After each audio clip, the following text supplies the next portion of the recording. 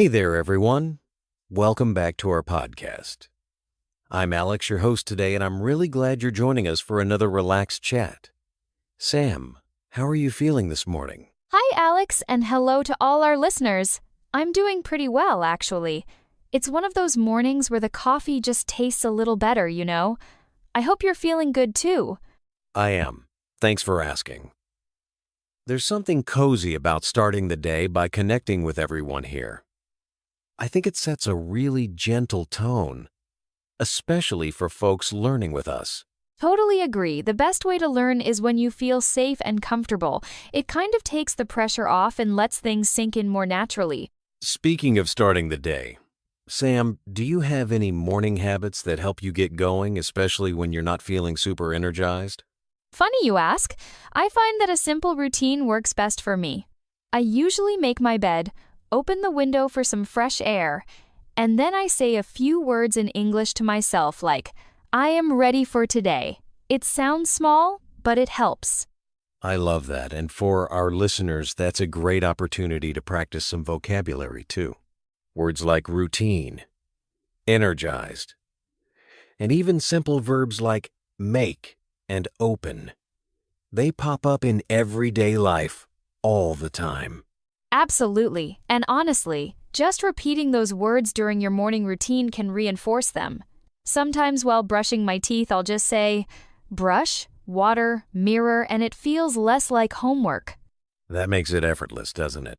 And hearing or using those words right away helps them stick.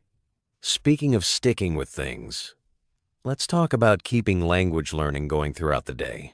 After the morning energy fades a bit, afternoons can get tough.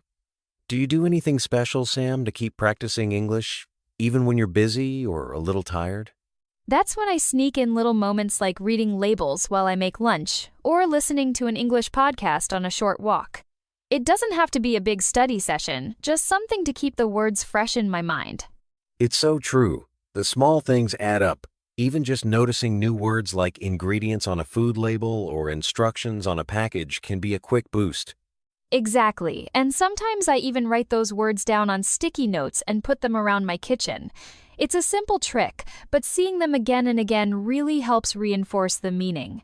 That actually reminds me, many learners say they hit a wall later in the day. Let's talk about how to calmly wrap up language practice in the evening without any stress.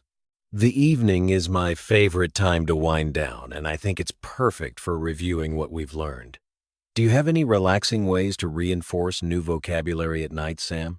After dinner, I like to write a couple of sentences about my day in English. Nothing fancy. I might say, today I cooked rice, or I saw a red car. It helps me remember the new words and gives me a sense of progress. That's such a simple, calming technique. Plus, linking words to your real experiences makes them much easier to recall later. I've noticed that too. It's like the words become part of my story, not just something I memorized, and ending the day on a positive note makes me look forward to learning more tomorrow. Such a great way to close the day. Thanks for sharing those ideas, Sam. And to everyone listening, remember, no rush, just gentle steps. We'll see you next time for another relaxed chat. Have you ever noticed how some days just seem to flow better than others? I've realized that most of my best days start with a routine, even if it's just making coffee and jotting down a list. It's funny you mentioned that when I skip my usual morning walk, the rest of my day feels a bit scrambled, almost like I'm always one step behind. There's something weirdly comforting about having those little rituals, isn't there? Totally. It's like routines create a framework for the day. Even when things get chaotic, those small habits sort of anchor you. I've read that having some structure helps most people feel more in control.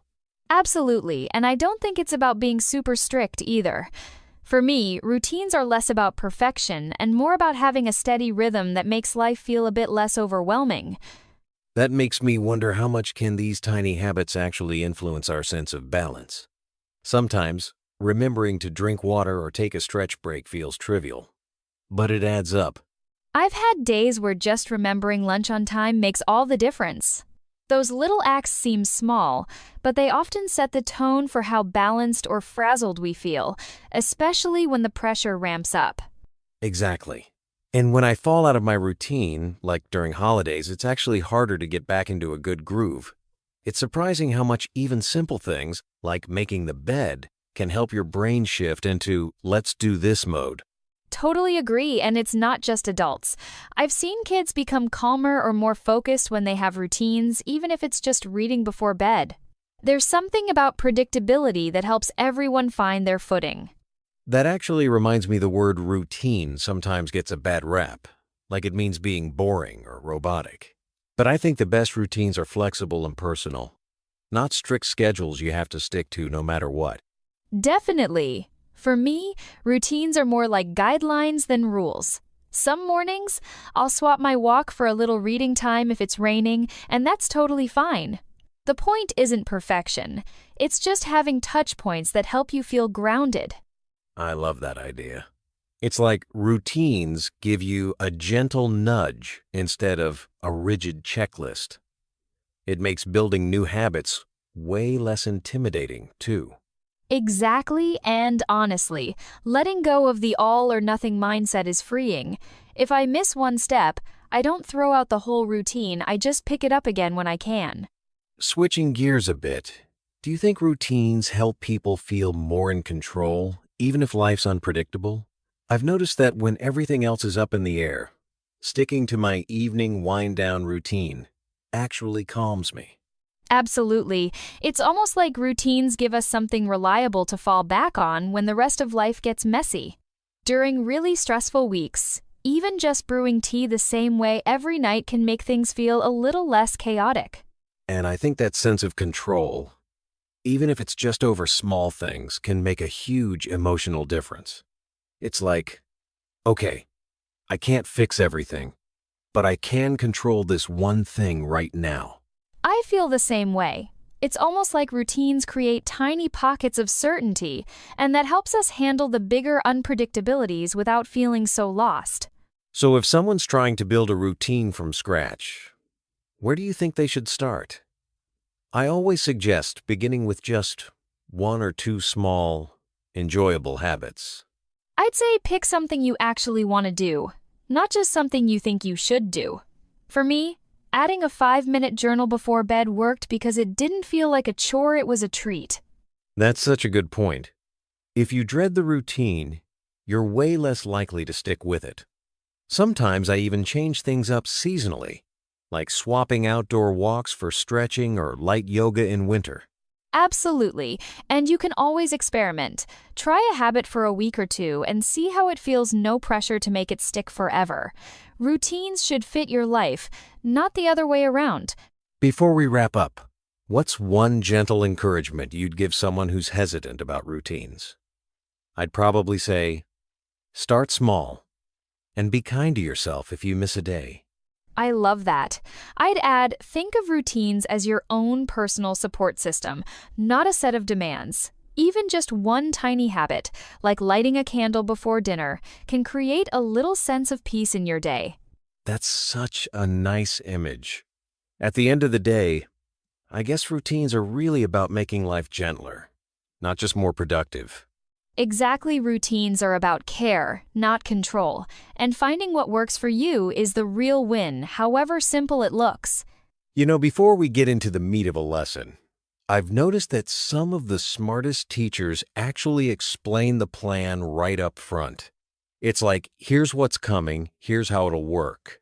It makes such a difference for students, too. When someone lays out the structure, I feel less anxious. I know what to expect, and I trust that I won't get thrown into anything confusing. Totally. And that trust means students stick around. They're more likely to keep watching or listening because they feel supported, not lost. And when people aren't confused, they relax. That's when actual learning can start happening. It's like showing someone the map before the hike. They know what path they're taking. Speaking of following a map, once that setup is done, teachers often repeat a core routine, right? Like a cycle that keeps the experience predictable. What really stands out is how that cycle gets repeated several times. Each repetition helps the learner get more comfortable, almost like practicing a dance move over and over. Exactly. And every time, the student gets another shot at understanding without the anxiety of what's coming next. It's a bit like déjà vu, but in a good way. That repetition is gold. It's not just about comfort, it's also about memory. The more you see that cycle, the easier it is to follow along next time. Now, when the real conversation starts, have you noticed how effective simple sentences are? There's a real focus on daily life language. Nothing fancy. Yeah, there's something about hearing short, direct statements that makes everything feel more approachable. I remember practicing English, and simple verbs helped me follow along way better. And it's not just the verbs. The whole structure is predictable. Students can almost guess what's coming next, which gives a little boost of confidence. It's almost like mirroring everyday conversations you'd have at a coffee shop. Suddenly, language learning doesn't feel so alien. That actually reminds me of another clever bit right after the routine conversation. A vocabulary expert steps in. It's kind of a pause, but it fits in naturally. You're talking about when someone like Crystal shows up, right? She explains a word in context, gives a clear definition, then drops in an easy example. It's almost like hitting a refresh button for the brain. Absolutely. And there's no complicated jargon. It's all A to B one-level vocabulary. So even beginners stay engaged without feeling overwhelmed. It's textbook ESL content, but delivered like you're chatting with a friend. That's the magic of it. It doesn't break the flow, it just deepens understanding. After that vocab break, the conversation circles back. The hosts start reusing the same ideas and sentence patterns, almost like an echo that helps drive the point home. It's such a clever way to reinforce what you've just learned. When you hear a word or idea a few more times, it really sticks. I found myself remembering phrases days later just because of that repetition. And since the structure is so clear, learners can relax and focus on soaking up the language, not on worrying about what's next. That's the beauty of this whole method. The more you hear, understand, and hear again, the better it sticks. It turns language learning into something way more enjoyable and actually effective. You know, I always find it fascinating how our days naturally split into different parts, like morning, afternoon, and evening.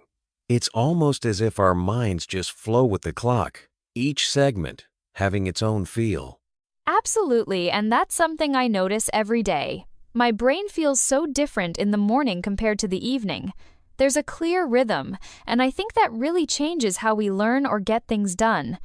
Oh, completely. It's like there's this built-in schedule that helps us manage tasks without even thinking about it. Some people call it a chronological life flow. And honestly, it makes sense why our brains prefer that. Funny enough, when I try to fight that natural flow, like studying late at night or juggling too much in the afternoon, it just backfires. I end up feeling overwhelmed or just zoning out. So let's talk mornings for a moment. There's something about that first hour after you wake up, right? Everything feels a little sharper, like your brain's a clean whiteboard. Totally. That's when I feel most clear-headed.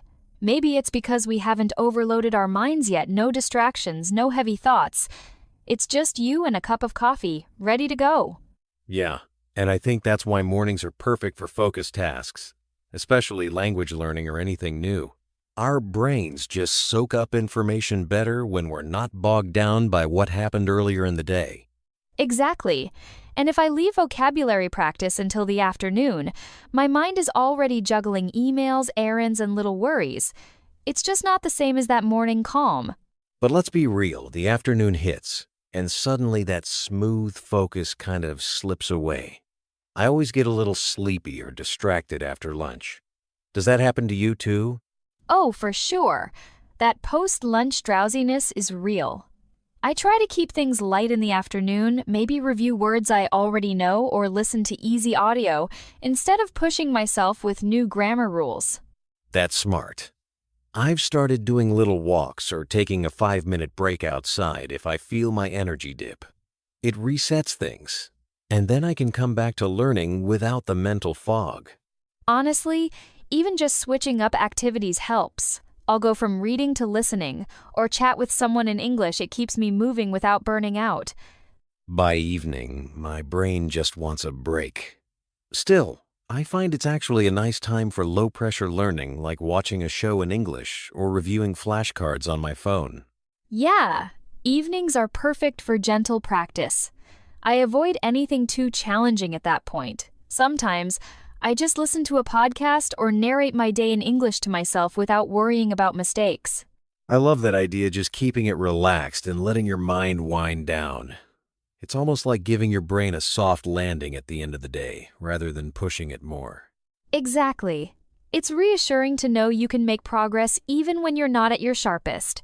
Plus, it keeps learning enjoyable instead of stressful. So just to wrap up, we've talked about how mornings are great for focus, afternoons are best for lighter review, and evenings work well for easygoing practice. It all comes down to respecting your own mental flow. That's right. And honestly, there's no need to pressure yourself to be perfect every hour. It's all about finding a gentle rhythm that fits your life. You'll absorb more vocabulary and feel more confident over time. I hope listeners feel a bit more reassured after hearing this. Learning English doesn't have to be rushed or stressful. Take it slow, enjoy the journey, and remember, it's all about steady progress. And hey, if you enjoyed this episode, we'd love it if you could like, subscribe, and share your feedback with us. Let's keep learning together at your own pace with Hello English.